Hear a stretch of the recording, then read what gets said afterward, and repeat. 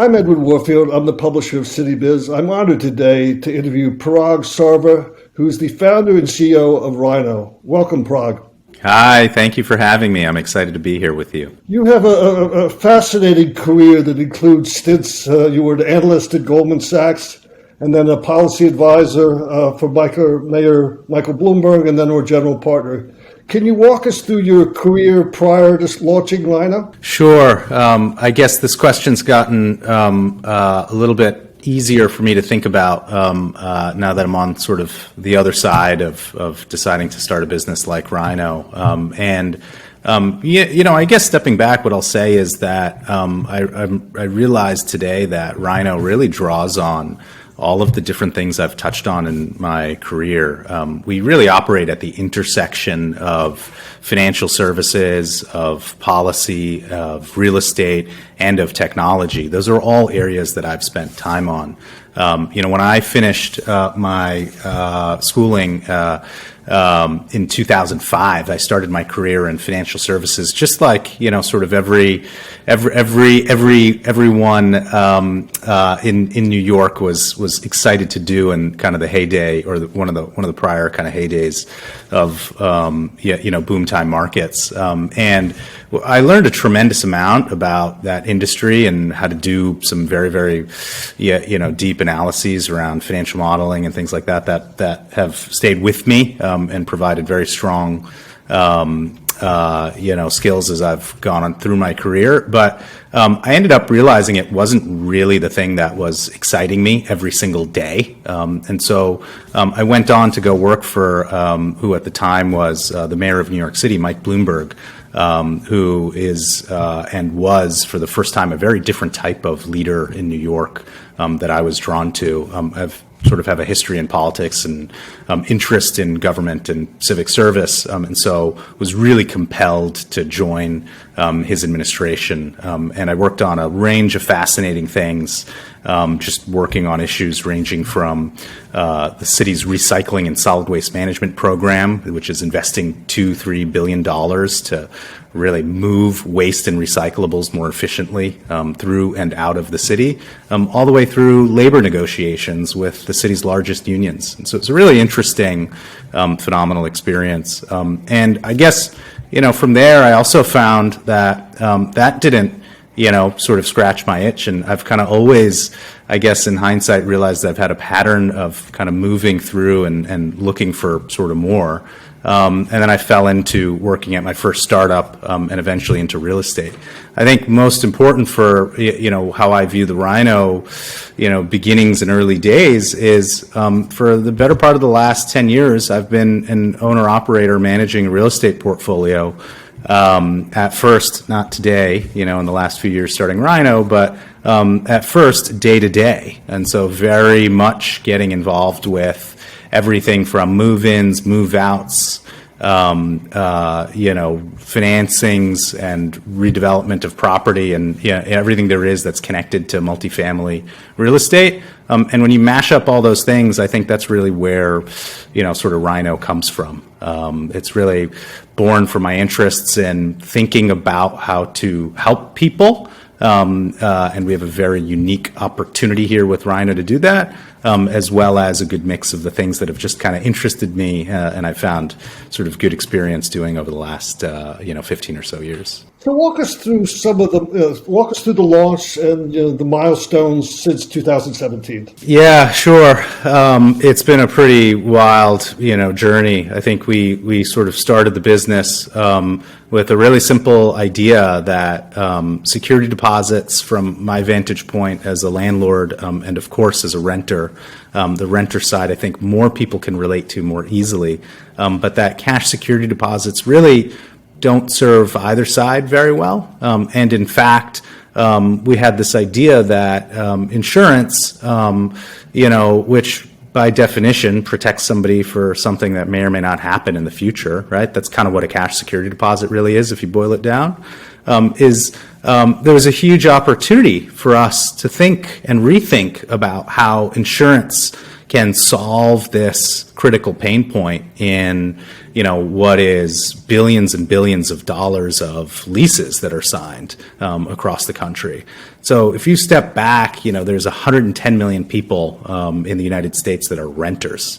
That is, about a third of all households in the country. That is not a small group. That's a massive consumer group, a massive group of Americans that range across the economic spectrum, who are impacted by all of the challenges of today's kind of typical real estate dealings and practices. And so our ability to think about how to impact that has really been, and improve that for 110 million people, has been a really important kind of baseline. So we brought our product to market in 2017, and I think it was late August, when we wrote our very first insurance policy. Fast forward over the last 3 years, last month we wrote nearly 10,000 new insurance policies for new renters that are moving in. Today we're offered in over 1 million homes across the country in nearly all 50 states. And have given back over $300 million for individual renters that they otherwise would have had to lock up in cash security deposits. So I think there's an incredible amount of work ahead of us, but it is rewarding sometimes to look back and take stock of just kind of how far we've come in the last 3 years. So that's sort of a segue to really a snapshot of where Rhino is today in terms of headcount, partners, annual revenues, any things that you want to share where Rhino is today. Sure. It's been crazy in the last, 13 months specifically, really. Sort of, I benchmark reality towards kind of pre-COVID and, the current period we're living in. So March 12th for me was a very important time in 2020 when, at least in New York City and the surrounding areas in the U.S., the pandemic really became our reality. And so you ask about headcount, it's fascinating. We were about 45 people through March, April, May, as we took stock of what's happening across the global marketplace, across the investing communities, across real estate, across, move-ins and move-outs in our industry, and waited on the sidelines to kind of see how things would shape up. What ended up happening was move-ins and move-outs kept happening, and the attention around what we do and the impact we make on housing affordability really just became amplified almost 10x, which put a lot of additional wind behind our sail in terms of expanding the business and growing volume. And so really starting June, we started to really think like, okay, well, we absolutely need to hire more people. And so we went from, in the last 9-10 months, from about 45 full-time folks to about 170 folks today through an entirely remote first distributed structure. We don't have an office at the moment. And so it's been an incredibly interesting experience that I think our team has done, a tremendous job going through. And at the same time, revenue and volume is, literally 10x, kind of what it was before the pandemic. And so I think what's really interesting for me is that people element, because where we're seeing the business is going to have to go to keep pace with the volume and the scaling that's happening, in our business, is we'll probably end up closer to about 250 people, as we get towards the end of the year. And so that's, basically going from 45, 50 to over 250 in just about a year, fully remote. I still think it's a little bit crazy, and we're figuring it out, I think, with everybody else for the first time. So let's talk about the benefit to the renter, the benefit to the landlord, and are there any economic development benefits? For sure. I think those are, three really important audiences. I sort of think about it as renter, landlord, and, sort of city level. Those are the sort of dimensions that I tend to frame my world in. For the renter, I think first and foremost, it is a very challenging experience to, one, find a home, and then two, put together all of the requirements, financial and otherwise, to make that, lease signing and move in and literally put your feet up on a couch, after moving day, come to life. And introducing choice for them, previously where there was none, where somebody can literally save thousands of dollars that they did not know was even possible, because the status quo is so ingrained in how renters and everybody thinks about moving into a new home, is that I must pay $2,000 or sell my kidney, to afford a security deposit. That choice is really, really even more so than a financial relief or a financial choice that they're making. It's very much an emotional one. And that was something that, quite frankly, I didn't know until we sort of got into, our first transactions in 2017, just quite how liberating and impactful that is to give people choice where there previously was not one. And so that's a big step for renters. On landlords, I think, and this is the piece which is often misunderstood, that landlords, are somehow, loving cash security deposits. If you think about it, it's a pretty antiquated brute force way to move a pile of money from one account to another account only to have to move it back. And follow, loads of rules and regulations that are put in place to protect everybody, for bad actors. But that creates a lot of operational friction and cost. And that makes it really a challenging experience for those renters. How many people do you know? We all know someone who's had a difficult experience, or an aunt or a friend who's had a difficult experience getting their security deposit back. And so the way we work with landlords, and the reason that, is such a value add for them, is that it actually is making the experience of moving into a new home better for renters. It is actually prioritizing them more and giving them more choice at move-in, which is all about putting the customer first, right? And so what that translates into for a landlord is very literally an improvement to their bottom line. Their homes become more attractive from, the first point in time when they're advertising them. Deposit-free means you can move in with a $5 a month payment instead of a $1,000 cash security deposit that you'd have to put up front, or whatever it would have been. So there's a tremendous benefit that they get to also share in and take advantage of. And then you mentioned, the economic development side.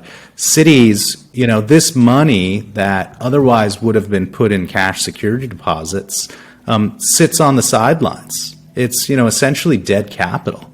We've done the arithmetic, and there's research reports out there that point to about 45 or $50 billion of renters' money that's held in these cash security deposits.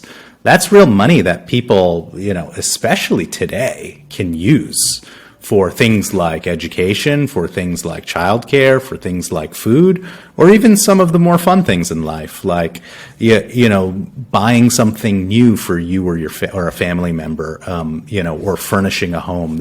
It's an endless number of options that puts real money back into the economy instead of sitting on the sideline. So I'm in Baltimore, and I think you've got some legislation that's going to obviously have some impact. It's the Renter's Choice legislation. Can you tell us about that legislation and where it is, and really give us a sort of an overview also of the legislative landscape of how you're dealing with cities and, I guess, states of getting this Renter's Choice legislation implemented?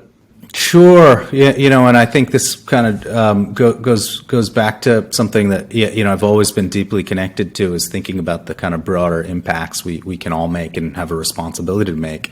What I would say is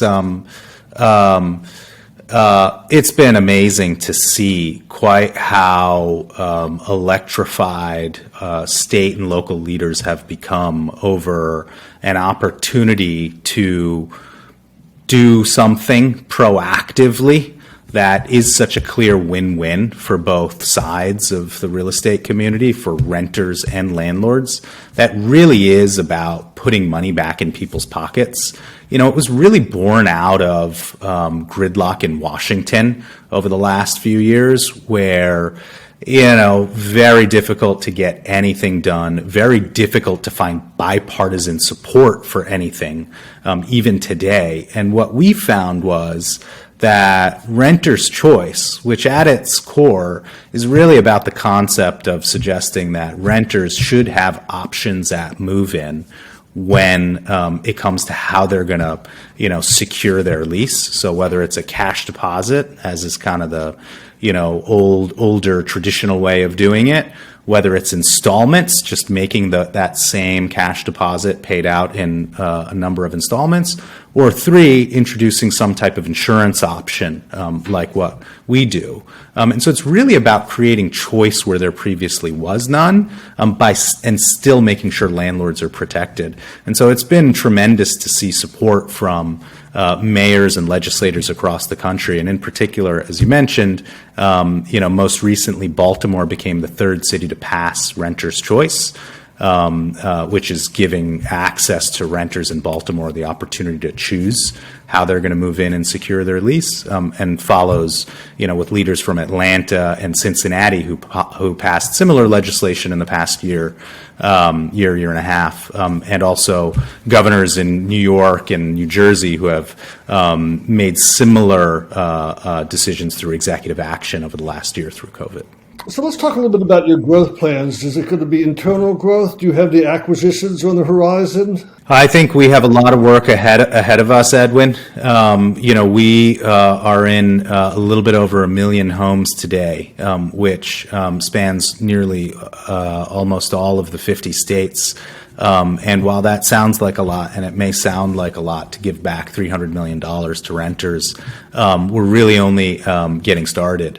There's over 40 million homes across the country, and for us to really do our job well, we need to move from million to millions of homes that we're servicing across the country to really make an impact. It's one of the really interesting things about our space is that security deposit insurance and what we do is a massive greenfield opportunity, which has us squarely focused on continuing to evangelize and educate renters and landlords and property managers about how they can leverage insurance to drive their business forward, and make their homes more attractive for renters, and more accessible. So is there any part of the Rhino story that you haven't told that you'd like to share with us? Part of the story that I haven't told, I guess I would just say another thing in, kind of hindsight that I think is clear that it's become part of the story for me is, my father's an entrepreneur. And in thinking about kind of how I started or why I started this business, I don't think until as recently as the last, kind of several months did that really come to bear, or start to add up for me. He's a immigrant who moved here from India in 1972 to the United States.